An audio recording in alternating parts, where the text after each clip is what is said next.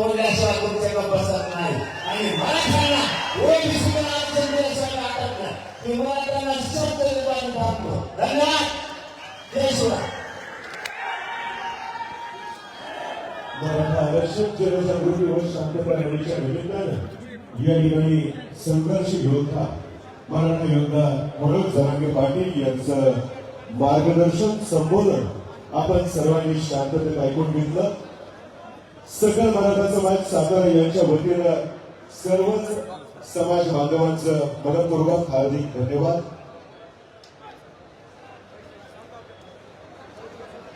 या सभेचं वार्तांकन करण्यासाठी आलेल्या मीडियामधील उदय भिसे यांचा एक माईक या ठिकाणी पडलेला आहे. कृपया जर कोणाला सापडला असेल तर संयोजकांशी संपर्क करून आपण तो पोच करायचा आहे. शांततेत शिस्तीने आपण सर्वांनीच हे मैदान सोडायचं आहे. तुमच्या सर्वांना विनंती राहील सर्वप्रथम मैदानामधून बाहेर पडण्यासाठी माता भगिनींना आपण संधी द्यावी. शांततेत शिस्तीत या मैदानामधून आपण बाहेर पडाशी तुम्हा सर्वांना संयोजक आयोजक यांच्या वतीनं नम्र विनंती आहे. आपले मोबाईल फोन दागिने मौल्यवान वस्तू या देखील सर्वांनी व्यवस्थित जपून आणि सांभाळून ठेवा अशी देखील तुमच्या सर्वांना सूचना आहे.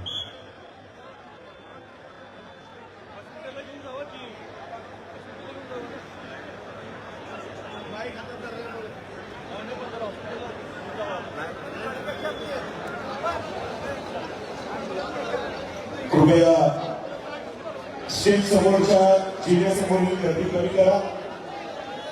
संघर्ष योद्धा मनोज जरांगे पाटील यांना या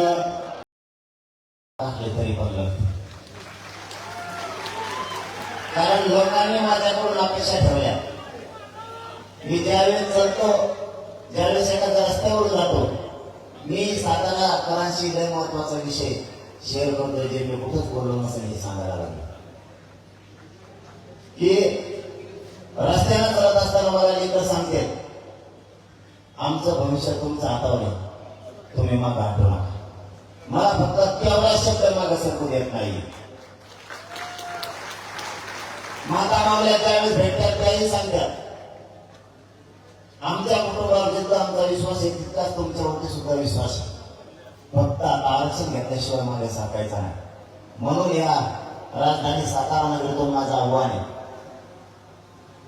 तुम्ही राजकीय नेत्यांनी जर दबाव आणला तर घरात बसू नका. तुम्ही जर घरात बसले आरक्षण केलं म्हणून समजा पुन्हा आरक्षण हे शब्द तोंडावर सुद्धा काढू नका. कारण इतकी ताकदीची लढाई पुन्हा नाही उभावणार. तुम्ही घरी बसून टीव्हीवरती बघू नका. तुम्हाला प्रत्यक्ष मैदानात 1 दिवसासाठी यायचे सगळ्या मराठा. तिथून आपली शक्ती नाही दिसणार.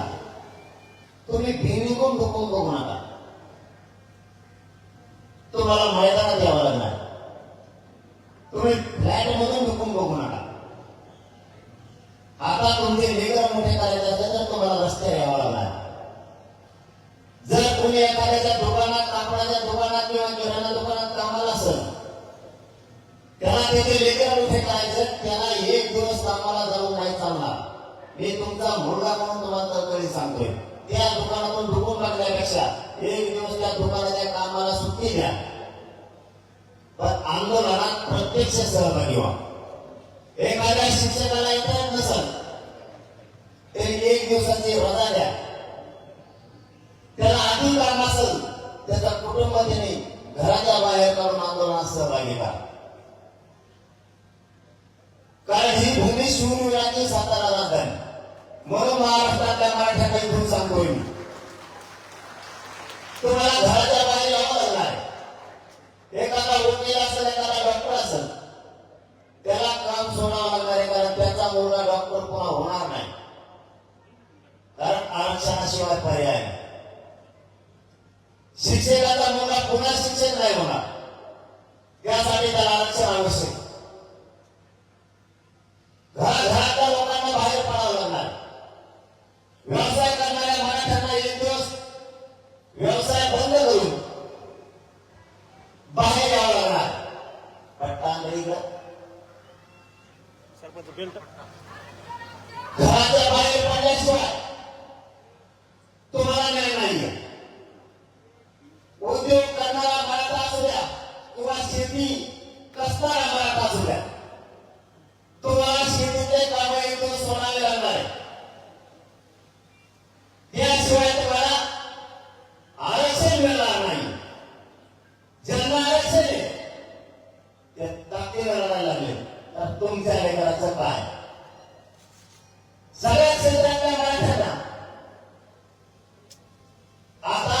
विचार करण्याची वेळ आहे. संकटाला मराठ्याला घेतला विसरू नका.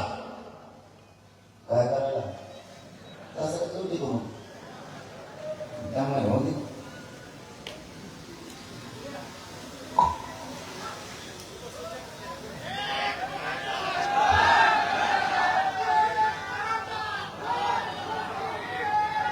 मला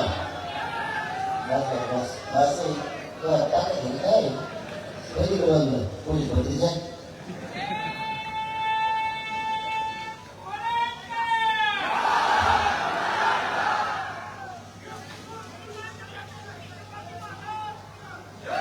आपल्या पुढं संकट उभा केले.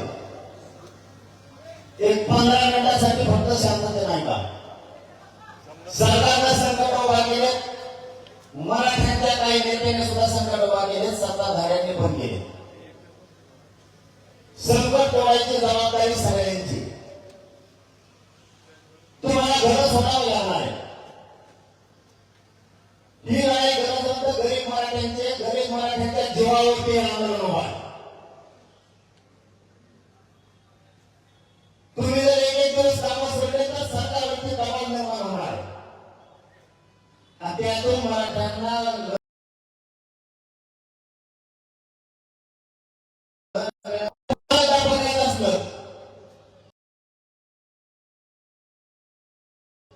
आपण आपल्या लेकराला फक्त 1 घंटा जवळ घेऊन बसा, त्याला आरक्षणाची किंमत विचारा. ती मुलगा किंवा ती मुलगी तुम्हाला आरक्षणाची किंमत सांगत काय. कारण अशी संधी मराठ्यांना पुन्हा येणार नाहीये. आणि हेच मराठ्यांच्या लक्षात आलं की ही संधी मराठ्यांना आली. मराठ्यांनी ही ओबीसीतून आरक्षणाची लढाई जिंकली. मराठ्यांना आरक्षण मिळू द्यायचं ना. आरक्षणामुळं आपण श्रीमंत झाले. आपल्या पोरांना नोकऱ्या लागल्या. मराठ्यांच्या पोरात जर नोकऱ्या लागल्या तर ओबीसी नेत्याचे आणि मराठ्यांच्या नेत्याचे पॉम्पलेट चिटकायला राहील कोण. गरीब मराठ्यांचे पोरं जर अधिकारी झाले यांच्या प्रचाराला कोण. कारण त्यांनी आता लोकसभेला बघितले त्यांच्या प्रचाराला कोणीच नव्हतं. त्यांचे तेच होते.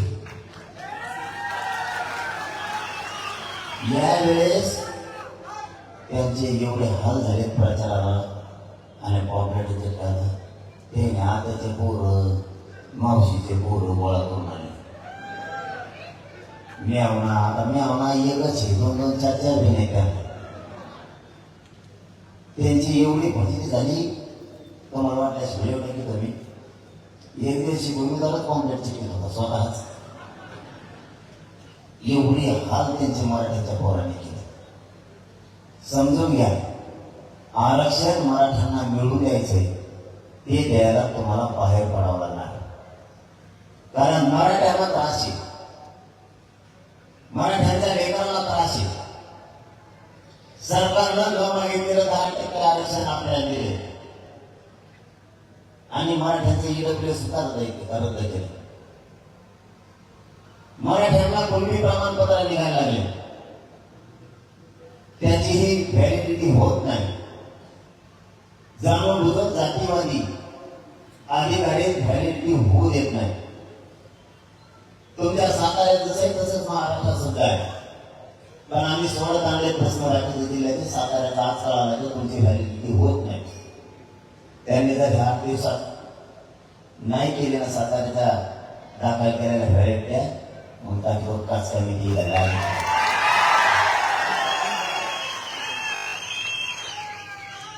तुम्ही फक्त सगळे घराच्या बाहेर पडायचं शिका. त्याचं कारण सांगतो. संकट खूप आहे हे साखळी ते सांग. आणि आम्हाला असे लागले ती सत्ताधारी विरोधक दोघं.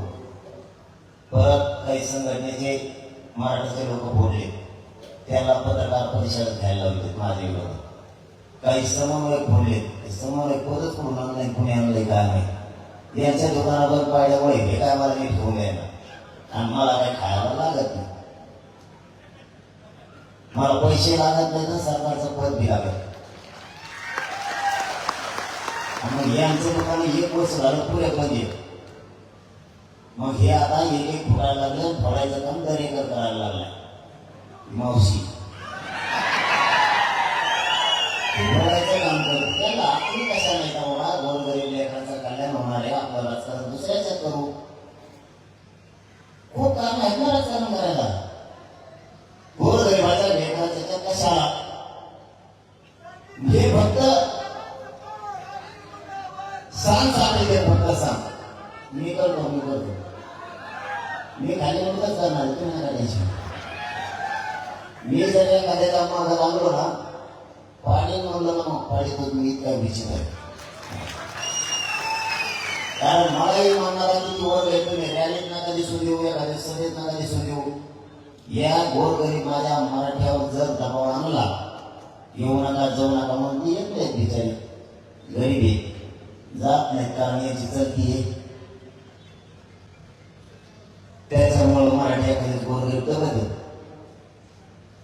हे मला गरिबांपासून किंवा गरिबाला कार्यक्रमाला येण्यापासून रोखते. पण मी मराठ्यांच्या मनामनात बसलोय ते कसं काढणार? मी त्यांना पाडा म्हणून मराठे घरीच बसणार, पण मतदानाच्या दिवशी त्याला पाडणार म्हणजे पाडणार. या सातारा नगरीतून जाहीर सांगतो मी, तुम्ही आमच्या सभेला येण्यासाठी जर दबाव आणला गोरगरिबाला, रॅली देण्यासाठी आणला आणि मेघालयाला नाव घेऊन सांगितलं याला पाडा, तो पडला म्हणून समजा, नाही पडला तर नाव बदलून ठेवली. कारण गोरगरीब मराठ्याला त्याचं लेकरू डोळ्यासमोर दिसतंय. कोणाला वाटत नाही आपलं लेकरू मोठं व्हावं, कोणत्या शेतकऱ्याला वाटत नाही माझ्या लेकराची काही होऊ नये. प्रत्येकाला वाटतं. तुम्हाला याचा बरोबर आणखी एक त्रास सांगतो. आपले मराठ्यांचे असणारे अधिकारी कोणत्या क्षेत्रातले असू द्या, जाणून बुजून त्यांना त्रास देणार, जाणून बुजून त्रास देणार. मग क्षेत्रात कोणतरी असू द्या, तुम्ही शिक्षण क्षेत्र असू द्या, महसूल क्षेत्र असू द्या, पोलिसात असू द्या, आणि नोकऱ्या कशा असू द्या, रेल्वेत असू द्या, डॉक्टर सरकारी दवाखान्यात असू द्या, वकील असू द्या, याला काम देतं माहिती का? जर काम नाही केलं का, काम कर, नाही ते जर बसतच नाही, ते जर मला नाही, तू मराठ्याचा नोकरी नाही आमचं बघा. त्याच्यात मराठ्याचं काय संबंध आहे? डायरेक्ट जागेवर येणार. तुम्हाला एक काम सांगतो, मी बी तेच करतो, तुम्ही पण तेच करायचं. मी दोन पुढं मराठ्याच्या अधिकाऱ्याला त्रास दिला की त्या अधिकाऱ्याच्या बाजूला मराठ्याला उभारायचे होते. त्यांच्या काय बापाने दिले का? कोणी येतं कसलं येतं दहशत आहे. आपल्या अधिकारी आपले चांगले घराने जर संपले, आपल्याला कोणीच विचारणार नाही. त्यांच्या पाठीशी उभा राहा, कारण ते त्यांच्या पाठीशी उभा राहते, म्हणून त्यांचं काय होत नाही. आपण नुसते बघायचे भरून घेतो, माझ्या नुसते माझ्या बरोबर होते का भरती आपली? आपल्या अधिकाऱ्यांचा बंठ झालेला का बघितला का? कवाच्या पुढच्या आपला अधिकारी त्याच्या मागून दुसरे पुढून जाते, येतीलच. आरक्षणच नाही ना. तुम्हाला कळत का मी काय म्हणतो? आपले अधिकारी बसते त्या जागेवर. आपले शिक्षक सुद्धा काही बघा त्या मागे पगारच नाही. कारखान्यात त्यांनी आपल्या मराठ्याच्या लोक लावले, त्याला आणखी पगार नाही, ते परवडलं झालं नाही. हे मत्र झालं, त्याचा पोरग सुद्धा मत्र लागलं, बिगर लागलाच, तरी पगार नाही. मराठ्यांना आरक्षण नसल्यामुळं प्रत्येक जागेवर मराठ्यांची गळचेपी केली जाते, त्याला त्रास दिला जातो. तीच परिस्थिती आता आहे. आता आरक्षण आपण टप्प्यात आणले. तुमच्याकडे न निघणारा सातारा जिल्ह्यात सुद्धा भरपूर नोंदी निघाल्या. हे मराठ्यांचं एकजुटीचं यश आहे. तुम्ही जर एकत्र तरी यांना सापडते सांग, थोडे तुम्ही कमी आले, हे काय सुरू करते. एक अर्ध जरी इथं जातीवादी असणारे, अत्यंत मराठ्यांचा द्वेष असणारे, लगेच लिहायला चालू करते, नाही तर मग बोलायला चालू करते. त्याच्याकडे दोन काम आहेत, एक दोघं जणच होते. आमच्यातून एखादा फुटला की त्यांनी येऊन बसला, लगेच बाईक सुरू द्यायची. त्याचं घेणंच तेवढं 11 महिने तो स्वतःच काम करीत नाही. नाही दुसरंच नाव आहे काय त्याचं, कोणाचं नाव नाव त्याचं घ्यायचं तेव्हा घेईन. त्याला मला दिवस बदलत असते, त्या टायमात दिवस बदलत त्यांना, त्या टायमाला मराठी हा देवेंद्र फडणवीस सांगितलं असं तुला असं म्हणून. पण देवेंद्र फडणवीस नवी त्याच्यासाठी आता एक दस्ती नाही, 2-2, 3-3 दस्त्या रुमाल आहेत तिचा घाम बसा. कारण मला जरा गेला खेळायचा की ही लढाई गोरगरिबाची, पाणीच पाहिजे तेव्हाच बस, त्याशिवाय नाही. त्यांनी काय केलं, उंची काय झालं लगेच हिमायचं मराठी येत नाही. आता आंदोलन घोटाळ्याच्या मागे दिसतोय, आंदोलन संपलं. अरे मी शेतकऱ्याचं बोल आहे, मी आत्ता पण बांधावर बसून दाखवतो. आत्ता पण मला लोक असले काय नसले काय, वेगवेगळ्या काळू चालला मराठ्यांना रस्ते करून द्यायचे. 100 लोक असले तरी मी सभा घेणार, रॅली घेणार, आणि 10 लाख असले तरी घेणार. आणि कोणीच नसलं तरी मी एकटा लढणार, कारण माझ्याजवळ शक्ती एक माझ्याजवळ हत्यार आहे, आम्हाला भूषण, याच्यावर सगळ्या अनुभव पाठवतो. मी लढणारच आहे ना तरी पण तो करून शकतो. दोघं चुकं बंद झालं, चालू झालं, आता काही खरंच नाही राहिलं. तुला कोणी सांगितलं घर राहिलं नाही आमचं, काही कामात असले मराठी असं जोडायला नाही जमत. काही पूर आलं, संकट आला, म्हणून नसतं आले असं जमत नाही. सांगायला केवळ सांगशील, अरे किती खाणार सरकारचं, किती बोलणार, त्यांनी मराठी हटणार नाही. मी तर कवा असणार. आता मला सांगा, मी सरांनी काढली परवा, आता मला कमरला बेल्ट लावून मला मी हटन का, त्याला एवढी दाखल पाहिजे.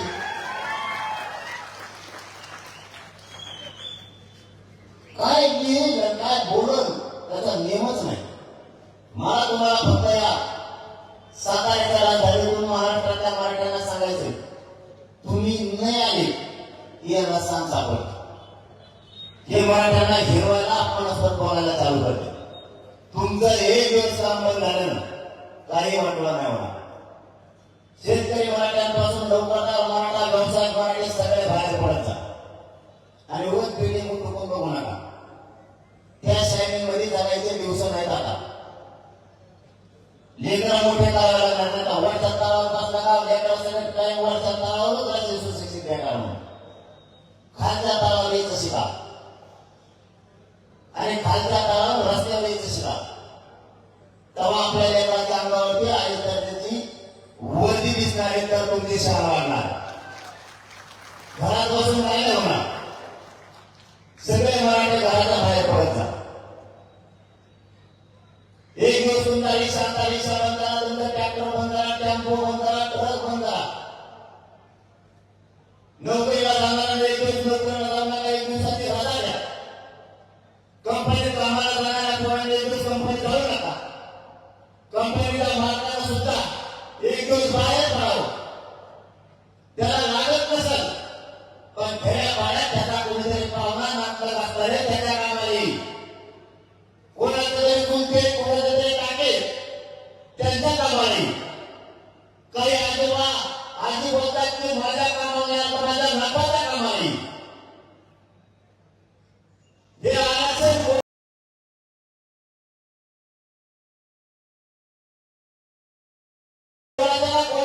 भविष्य घडवणार आहे. कोणाचं तरी पिढीचं कल्याण होणार. कोणाचं तरी मुलगी डॉक्टर इंजिनियर होणार. कोणाचा तरी मुलगा IAS IPS अधिकारी बनणार. या कामासाठी आरक्षण लागतं. तुम्ही जर शेतात बसून मोबाईलवर काय समाजकांनी बघितली तर त्याची फरक सरकारला कळणार नाही. तुम्ही घरी बसून तुमचा फ्लॅट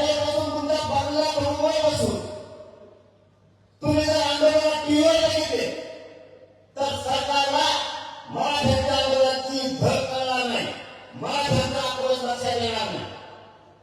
मराठ्यांनी चुकीचं पाऊल पडू देऊ नका. याला बोलायला संधी देऊ नका. मी कल्पनेला जरा साताऱ्यातून महाराष्ट्रातल्या मराठा समाजाच्या पायावर हात लावून सांगतो, सगळ्यांनी घराच्या बाहेर पहा. घर सोडल्याशिवाय, आंदोलनात सहभागी झाल्याशिवाय मराठ्यांना आरक्षण मिळणार नाही किंवा हे मिळू देणार नाही. याला मी जिरी सांगले. यांनी मला उघड पाडायचं ठरवलं. सगळ्या टोळ्या यांनी माझ्या विरोधात उभा केला. त्या टोळ्या जर आपल्याला बोलायच्या असत्या तर तुम्हाला आणि आम्हाला रस्ता यावा लागणार. कारण हे टाकी धुंद मी सगळ्या महिन्यापासून देतो. आता या लढ्याला 1 वर्ष 29 ऑगस्टला पूर्ण होईल.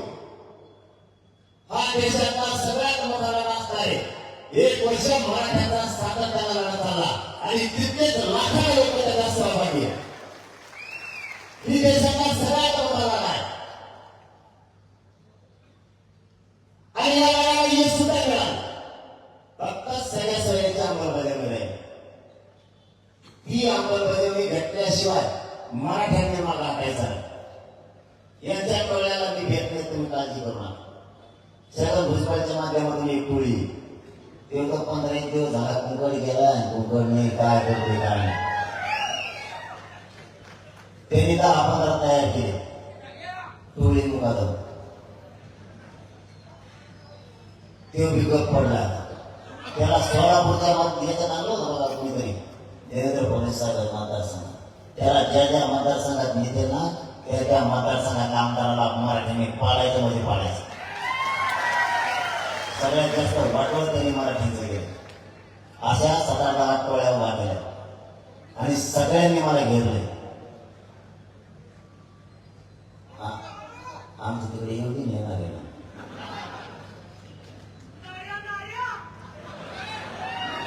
तुमच्यात काय करावं?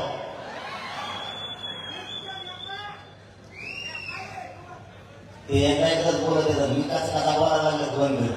आपलं बोलणं कसं असतं माहिती आहे ना. झटक्यात आला ते कुणी दुसऱ्याकडे बोलतच नाही.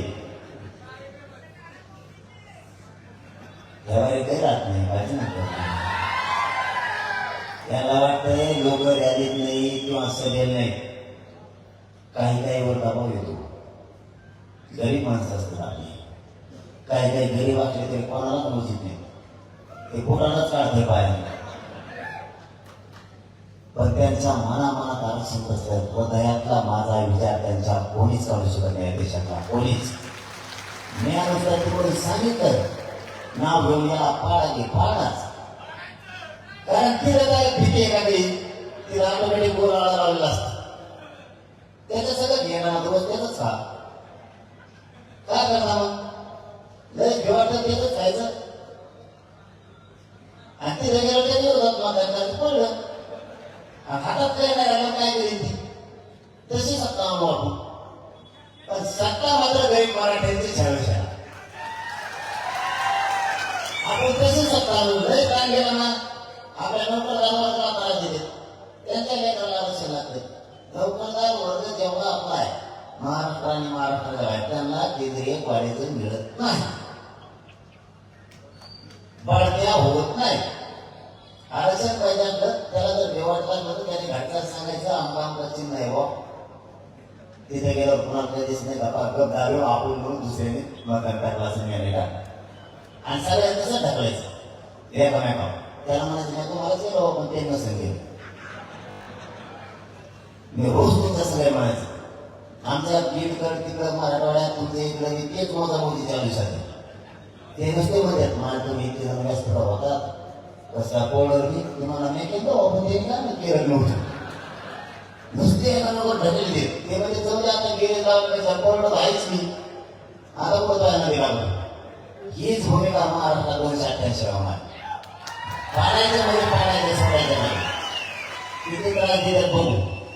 आणि एकदा त्याच्या सगळा पाहुण्यांना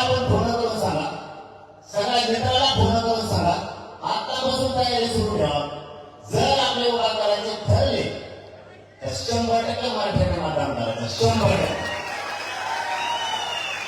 त्याला लय भेटतं नेत्याचं त्यांनी त्याचे असं करा, पण मतदान करायच्या दिवशी जो आपला उमेद आहे मराठ्यांची शान व्हायला जाऊ द्या नका. मराठ्यांची शक्ती वाढली पाहिजे. इतकं ताकदीनं मतदान करा ना, पुढचा मौका पाहिजे. इतकी माझ्या संगती होती, मी बोलच कसं.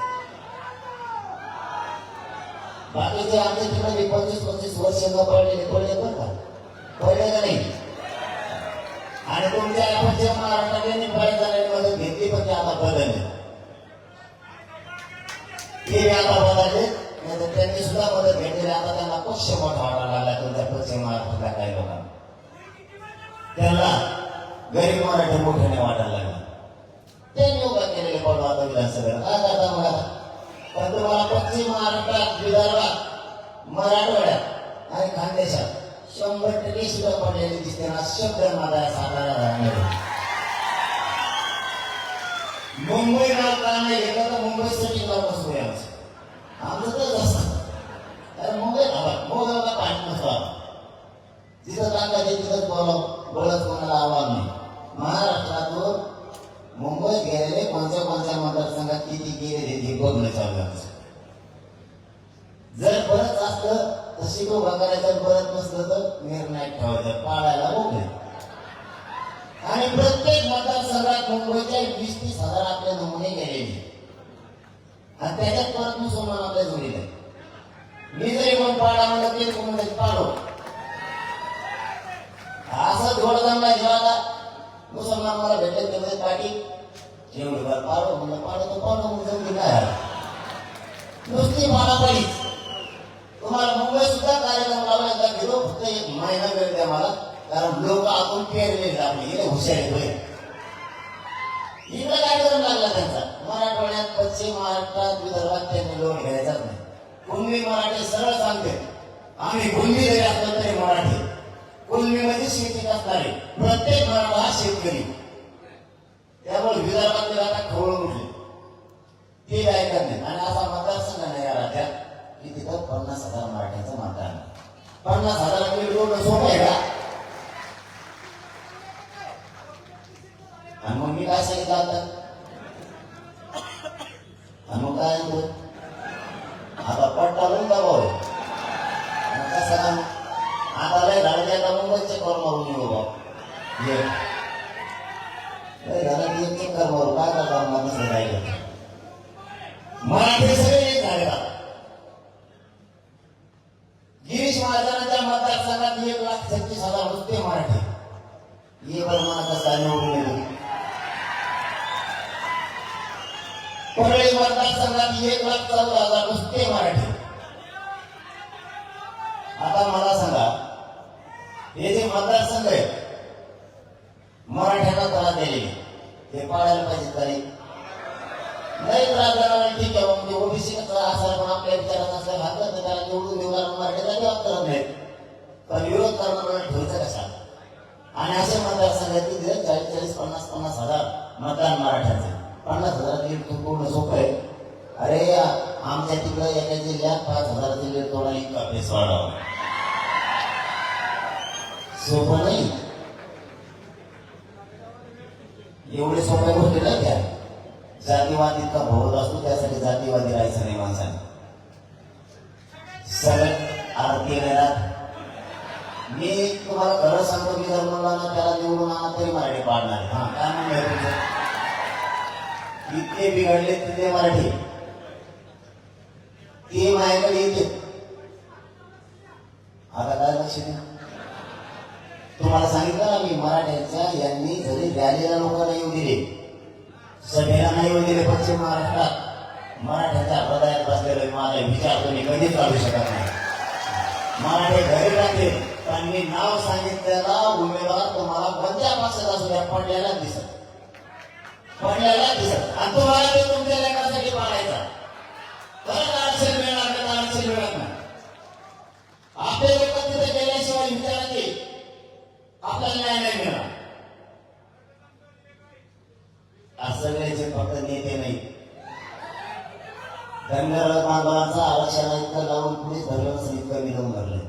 कोणाला धनगर बांधव मराठी आहे की धनगर बांधव आणि मराठा बांधव कधीच होऊ शकत नाही. मुस्लिम बांधव दलित बांधव गाव खेड्याला कधीच होऊ शकत नाही. 12 बलुतेदार सुद्धा नाही. अरे बाबा आम्हाला रोज एकमेकात राहायचं. हे बघा काढला विषय म्हणून सांगतो. आताही गावखेड्यात मराठ्यांचं त्यांच्याशिवाय धगत नाही आणि त्यांचंही मराठ्यांशिवाय धगत नाही. आताही आम्हाला दोघांना एकमेकाला गरज लागते. ही का व्हायची मध्ये तिला गेला ते सागर बांधल्या हा मेरा गरीब हा त्यांना गरज लागली. आम्हाला 700 रुपयाची त्याला 700 बनवता येत नाही. ते एवढा मोठा माणूस त्याच्याकडे जायचं म्हणलं 1,000 पोलीस ओरडून जावं लागतं. किंवा मराठ्या जर 500 रुपये लागले तर आम्हाला धनगराला नाही तर मुसलमान नाही तर दलिताला मागायचे. किंवा 12 बलुतेदारांना मुस्लिमांना धनगरांना पैसे लागले तर त्यांनी मराठीला मागायचे किंवा मराठीने त्यांना मागायचं. आमचं धकतच नाही. चहा प्यायला जरी बसतो तरी आमचं धकत नाही. आम्हाला रोज एकमेकाच्या तोंड बघायला लागते. आमच्या सुखादुखात आम्हाला एकमेकाच्या राहावं लागतं. तुमच्या नादी लागून आमचं भागणार नाही. आणि मराठीच्या लक्षात आलं ओबीसीच्या लक्षात आलं. सगळ्यांचं सध्या एकच म्हणणं माझ्याकडे लोक येतात की आणि 29 मध्ये तुम्हाला सगळे समीकरण जोडलेले दिसते. काळजी करू नका. सातारा राजधानीवर सांगतो मी सगळ्या जातीची धर्माची समीकरण जोडलेली दिसते. सगळ्यांचं म्हणणं आहे गोरगरिबांची लाट आहे. आणि खरं सांगतो 75 वर्षात असलेली लाट कधीच नाही आली गरीबाची. श्रीमंताची आली आमच्या पक्षाची आली आमच्या नेत्याची आली पण मराठ्यांची लाट गरीबाची लाट कधी झाली नाही. त्यामुळे सगळ्या जातींना वाटतं गरीबाचं लाट आली तर आता सगळेजण एक पाव अहो अरे मला कोणाचा म्हणजे काय सांगावं तुम्हाला कोणाचा हा 8 नाही 23 झाले 23 मराठ्यांचे मराठीचे 23 झाले 4 नाही भांडण लागत नाही. तुम्ही काळजी करू नका. मी कसं काय अरे तुम्हाला उदाहरण सांगू का साधं आता सोलापूरला आंबेडकर साहेब ते म्हणजे देवेंद्र फडणवीस मी मला सांगा इतके आम्ही जवळचे मित्रमंडळ जर एका नाकाच्या मुठी घेतो मला त्याशिवाय देऊ द्या का नाकाला देतो का तिथून ते नांदेडलाच गेले फक्त आंबेडकर साहेब ते म्हणजे हे माणूस शरद पवारचा तेवढ्या खट्ट्यात काय झालं नांदेडच्या तेवढ्याच खट्ट्यात असं काय झालं की मी लगेच भुई झालो. मागता म्हणायचे एकनाथ शिंदेचाच माणूस नंतर म्हणले राज ठाकरेचा त्याला काहीच नाही सापडला म्हणले उद्धव ठाकरे दिसतोय. मग उद्धव ठाकरे काय सापडला ते म्हणले बहुतेक काँग्रेस हात दिसतो याच्या मागे. अरे यांच्या लक्षातच आहे ना मी माणूस मराठ्यांचा माझा मालक फक्त मराठा. मग मी गट्ट्यांचा असतो लोकांच्या गाडीत बसला असतो मला बसायला लोकांची गाडी. तुम्हाला खरं सांगू का या राजधानी साताऱ्यात नाही मागच्या वेळेस खोटं बोललं नव्हतं आता नाही बोलू. जर मला त्या गाड्यातल्या लोकांना ते जर मनात घेतलं याला साताऱ्याला सोडून द्यायचं तर मला सांगतो मला अंतर्वाली जायला 1 रुपया सुद्धा नाही बघ. तुम्ही आहेत किंवा भाग नाही समाजाचा भाग नाही सत्य परिस्थिती सांगतो मी. कारण मी काही करीतच नाही माझी संपत्तीच हो मराठा समाज आणि त्याच्यामुळे त्यांचं काही चला ना माझ्यापेक्षा त्यांना वाटतं फुटाला मॅरेज व्हायना ते फुटत ते नाही मॅरेज घेऊन म्हणून मागा लागेल मग काय थोडं काम लावा काय दिलं होत नाही यासाठी माझ्याच मागं लावलं. इतक्या किशी केल्यात ना काल परवा दिवशी एक फोन आला देवेंद्र फडणवीसांनी गेवराच्या PSI ला सांगितलं तेवढे जातीवादी मला वाटतं PSI असा PSI साठी जात पाहिजे. आणि समजा आता तुझ्याचा 1-2 महिने कसे ना त्याच्यानंतर जर आमची सत्ता आली तरी किती फजित होईल मग कशाला काही जाती करण्यासाठी जाता भिकायला नाही तर माझ्या घराला कधी नोटीसच त्यांची करायला काय याची काय माहिती माझ्याजवळ त्या नोटीस इतक्या झाल्या काय सांभाळ वाचा सुद्धा पकडायला आलो.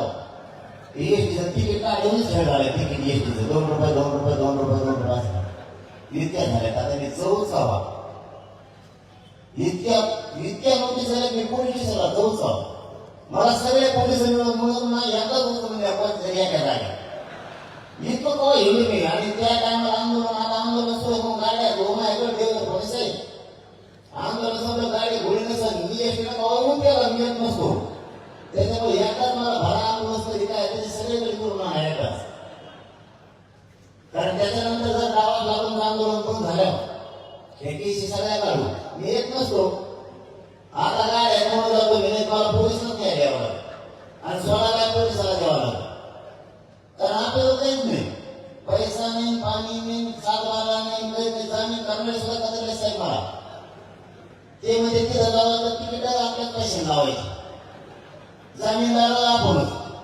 7-12 रुपये आपणच द्या व उद्याला ती घरचीही द्या मग वाटण्यात जेवायचं मला त्याला पुरी भाजी खाऊन घालायला लागली म्हणजे जामीनदार सुद्धा मला करायला आणि मी इतका कट्टर निष्ठावान म्हणून सरकारने मला करा कारण त्याला वाटतं याला आरक्षण द्या नाही तर या आपला बैठकीवर बसली गेले आता 23 पाडले यावेळेस 113 आमदार 100% पाडणार म्हणजे पाडणार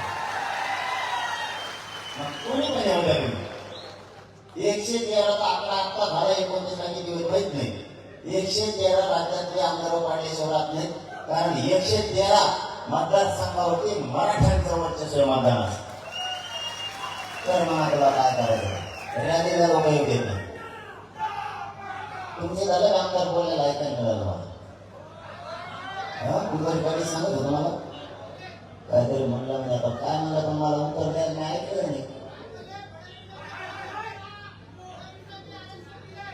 कोण सुरुवात दिले आणि त्यांना सांगताना सांगितलं आणि आमची साधारण ध्यान सांग आम्हाला आमचं आरक्षण आहे आमच्या मागण्या मला किंवा माझ्या समाजाला राजकारण नाही करायचं पण तुम्ही जर नाही दिलं तर मला आम्ही पाडल्याशिवाय राहणार नाही काय पर्याय सांगा बरं पर्यायच नाही 1 वर्ष आंदोलन असतं का आणि इतक्या लाखाने लोक टेम्पो टिपून ठेवणं सोपं आहे किती कसरत करावी लागते त्यात मराठीचे पोर त्याला सांभाळून येणं सांभाळून आणणं म्हणजे वाघाच्या कुस्ती घ्यायचा खेळ हो मी एकदाच मुंबईत नेले नाही काय फेरीसाठी नाही मला नाही आणि आता पुन्हा कोणच्या गावात गेलं की तेवढी बाब मुंबईचा जायचं ठरत जायचं मनातून सांगावं सगळे मग ते मुंबईच्या बाहेर येणार नाही मला जर येण्याचा त्रास दिला ना माझ्या मराठ्याला आरक्षण नाही दिलं आणि असाच जर त्रास दिला ना याचा सगळ्यात जाऊ नका त्याच्या रॅलीत जाऊ नका तर मी हे लढ मुंबईला नेत असतो कारण तिथं बरेच जणांचे प्रश्न आहेत ते सोडावं लागेल आपल्याला तिथं बऱ्याच आमदारांचे प्रश्न आहेत ते विरोध करते त्यांचा प्रश्न त्यांच्या घरी जाऊन सोडावा लागला आपल्याला कशामुळे विरोध करतो ही प्रश्न सोडावा लागला त्याचा काही एक अर्धा जातीवादातून मुलाखती घेतो त्यालाही प्रश्न आहे खरा घ्यायचा आपल्याला कारण आपल्याला मग नाव विराजी हे ऐकत नसते माझी फक्त तुम्हाला आता शेवटी एक विनंती मागणी जास्तच कंबर दुखाली कारण तुम्ही लयसून एक्झाम राहणार दुखणं पडून गेलं कोणाचं तुमच्या शेजारी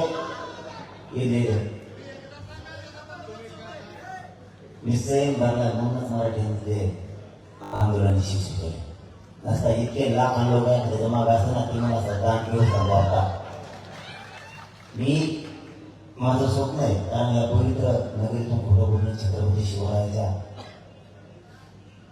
पावन वर्षाने पावन झालेली भूमी मला इथं काही बोलून नाही चालत काही बोलून नाही चालत मला माझ्या समाजाची शक्ती वाढवायची माझ्या समाजाची मला ताकद वाढवायची या राज्याची पावर माझ्या मराठीच्या हातात ठेवायची पण कोणाचं थेंबर रक्तही न सांगणार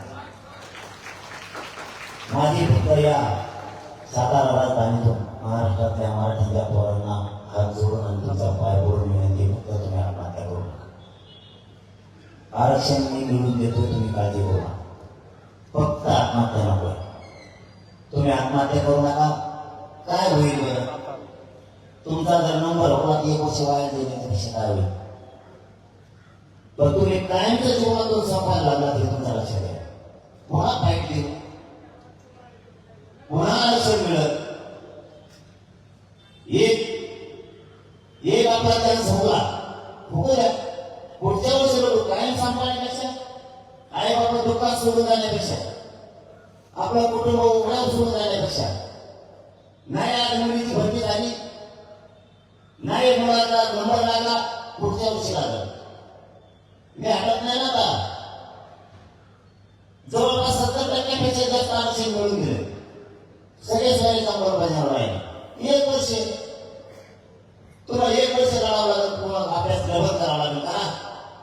मला का सांगलं कशामुळे म्हणता? म्हणून तुम्ही दिसणार नाहीये पुन्हा. आणि आम्हाला जर तुमच्या अधिकारी बघायचं होतं, ती अधिकारी पदही दिसणार नाही आम्हाला. तुम्ही पुन्हा लढा, पुन्हा अभ्यास करा. मरता कसा? व्यवसाय मराठ्यांना सुद्धा माझं सांगणं, एकमेकाला मदत करायची शिका.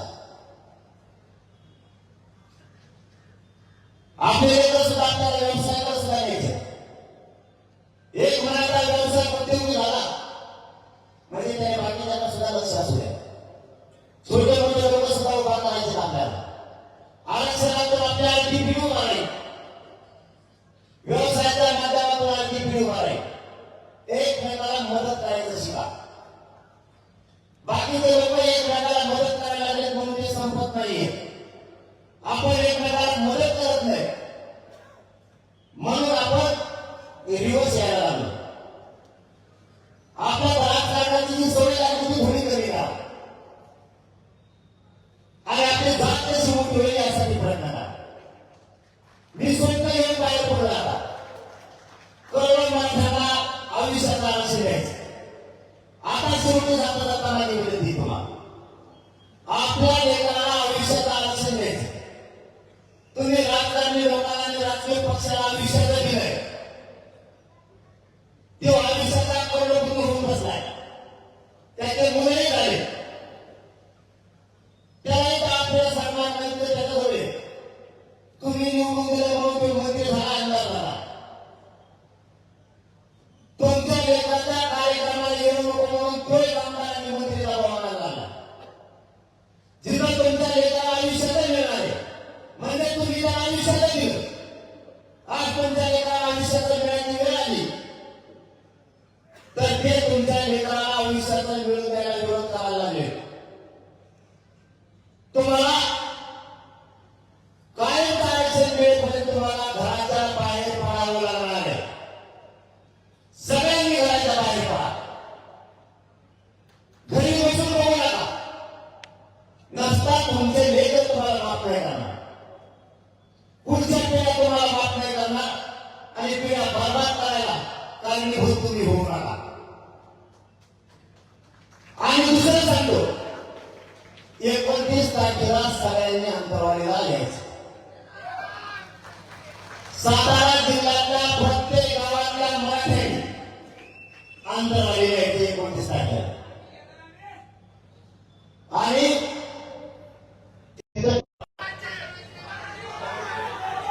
जो निर्णय होईल त्या निर्णयावर ताकदीनं काम करायचं. समजा शेवटचं समजा मला दररोज निघाला, जर उभा करायचं ठरलं मराठ्यांनी 100% मतदान करायचं. किती राजकीय पक्षांनी पोलिसांनी दबाव आणला तरी मतदानाला जायचं. कारण ते त्या टायमाला पोलिस गावात लावते, गरीब माणसाला भे वाटतं पोलीस आले, अजिबात घ्यायचा नाही. मतदानाला म्हाताऱ्या माणसाला उठून यायची. 100% मतदान म्हणजे म्हाताऱ्या माणसं. एक काम. दुसरं काम 100% मतदान करायचं. तिसरं काम, त्या टायमाला हे राजकारणी लोक एखादा बाबांना देते आणि त्याला म्हणते तीर्थयात्रेचा एक रूट काढ, त्याला ट्रॅव्हल देते त्या बाबाला. आणि आपल्या गरीबांना अशी बातमी पसरली की देव दर्शनाला तीर्थक्षेत्रात चला. आपला समाज आहे भोळा. म्हाताऱ्या माणसाला वाटतं चालवा देव धरण करून येऊ. ते 50 हजार आपलं मतदान भरून येते तिकडे. तर आपण ठरलेले कोण आपल्याशी इतके चालवा लोक येते. त्या टायमाला तीर्थयात्रेला एकाने सुद्धा जायचं नाही. मतदान झालं मग तीर्थयात्रेचा मला 5 वर्ष मागे येऊ नको, मला सगळे दिवस करून तवर हरायचं नाही. बोगस मतदान यांनी 10-20 हजार दुसऱ्या जिल्ह्यात केला ते पुढे बाहेर काढायचे. आणि 5वं काम फोनचा पूर्ण वापर 3 महिने एकमेकाला जागा करण्यासाठी करायचं. एकमेकाला जागा करायचं. एवढ्या वेळेस मुलासाठी जातीसाठी मतदान कर म्हणायचं. मुलं आणि जात मोठी झाली पाहिजे याच्यासाठी मतदान कर.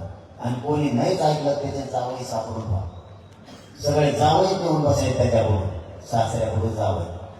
कोणत्या पक्षात काम करीत असू दे, काम करणाऱ्याला सुद्धा काम नाही करून द्यायचं नाही. कारण जात मोठी करायची असली तर हे पाऊल आपल्याला उचलावं लागणार. आणि जर पाडायचं ठरलं मग ते सोपं. ज्याला पाड म्हणजे त्याला खापाच मतदान म्हणायचं. ते पहिलंच म्हणून समजायचं.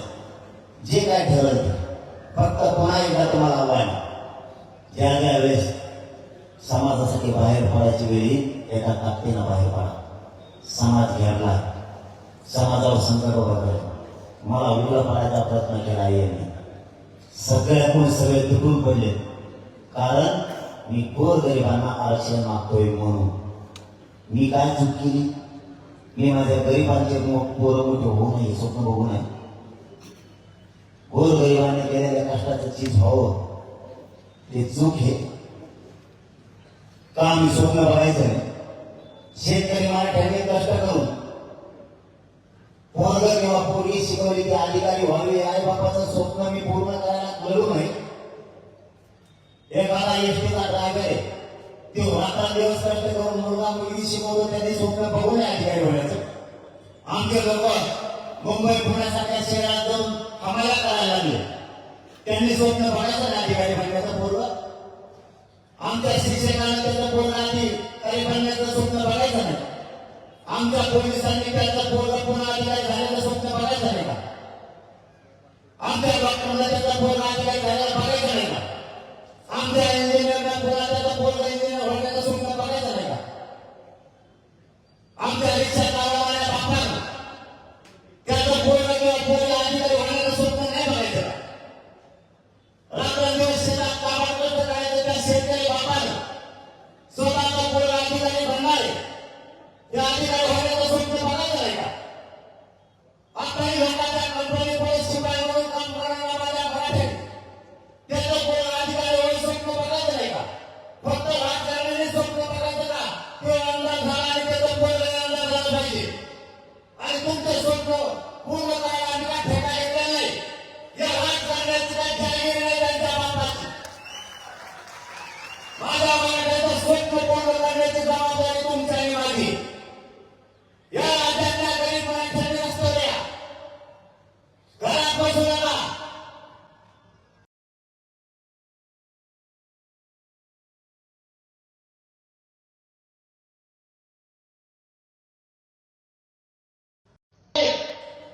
जातीवादी ठरवायला लागले. आपल्याला शब्द आपल्यासाठी वापरले जाते. आपण सगळ्यांनी भागाव्या. कारण जर जात संपली तर तुम्हाला आणि मला काहीच किंमत राहणार नाही. जर जात संपली तर माझी जात आणि माझ्या जातीचे पोरं संपल्यावर नाही. हात जोडून तुम्हाला सांगतो, एक दिवस काम बंद ठेवा. तुम्ही एक दिवस काम बंद ठेवलं ना, तुमचं काय वाटोळं होणार नाही. आणि झालं तरी असं माझ्यासाठी तुमचं वाटोळं एक दिवसासाठी होऊ द्या. पण रस्त्यावर या, कोणी घरात बसून माझ्या बघू नका. पाऊस आला तरी पण बाहेर पडा आणि कडक ऊन असलं तरी बाहेर पडा. कारण आपण शेतकऱ्यांचं पोर आहे. एवढी संधी आहे माझ्या भाऊ आपल्या जातीला आणि आपल्या लेकराला मोठं करण्याची. माझा तर शब्द आहे तुम्हाला आणि तुम्हाला मागेही दिला होता. मी नाही हटत. सरकार नेत्याचा बाप येऊ द्या तरी मी एक सुद्धा मग आठवलं. तुम्ही काळजी करू नका. आपला शब्द तुम्हाला जाऊ द्या, जीव गेला तरी एक चालत. आणि मी मनाची तयारी ठेवली आता. मराठी तयारी मी ठेवली, मला लक्षात पण तयारी ठेवली. यांच्या सगळ्या संघाला समजण्याची माझी तयारी. पण देवेंद्र फडणवीसांना आव्हान आहे, तुम्ही किती षडयंत्र करा, म्हणून जरा हे सगळे षडयंत्र तोडल्याशिवाय तुमच्याकडे बसत नाही. आणि मराठ्यांना ओबीसीला आरक्षण दिल्याशिवाय वाटत नाही की मराठ्यांना शब्द देऊन थांबलो. धन्यवाद. जय शिवराय. मराठा आरक्षण जनजागृती व शांतता रॅलीच्या निमित्तानं या ठिकाणी संघर्ष योद्धा मराठा योद्धा मनोज जरांगे पाटील यांचं मार्गदर्शन संबोधन आपण सर्वांनी शांततेत ऐकून घेतलं. सकल मराठा समाज सातारा यांच्या वतीनं सर्वच समाज बांधवांचं मनपूर्वक हार्दिक धन्यवाद.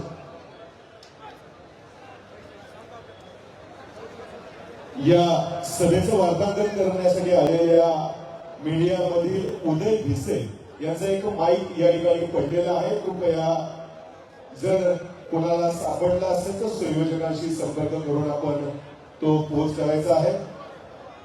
शांततेत शिस्तीत आपण सर्वांनीच हे मैदान सोडायचं आहे. तुमच्या सर्वांना विनंती राहील, सर्वप्रथम मैदानामधून बाहेर पडण्यासाठी माता भगिनींना आपण संधी द्यावी. शांततेत शिस्तीत या मैदानामधून आपण बाहेर पडाशी तुम्हा सर्वांना संयोजक आयोजक यांच्या वतीनं नम्र विनंती आहे. आपले मोबाईल फोन, दागिने, मौल्यवान वस्तू या देखील सर्वांनी व्यवस्थित जपून आणि सांभाळून ठेवा अशी देखील तुमच्या सर्वांना सूचना आहे.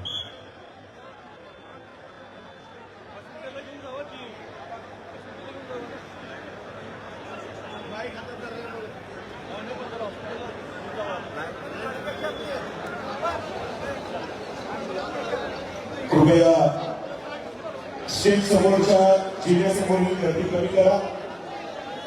संघर्ष योद्धा मनोज जरांगे पाटील यांना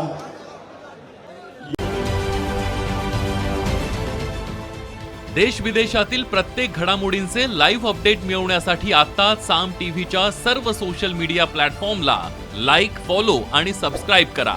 तसंच सर्व नोटिफिकेशनसाठी बेल आयकॉन प्रेस करायला विसरू नका.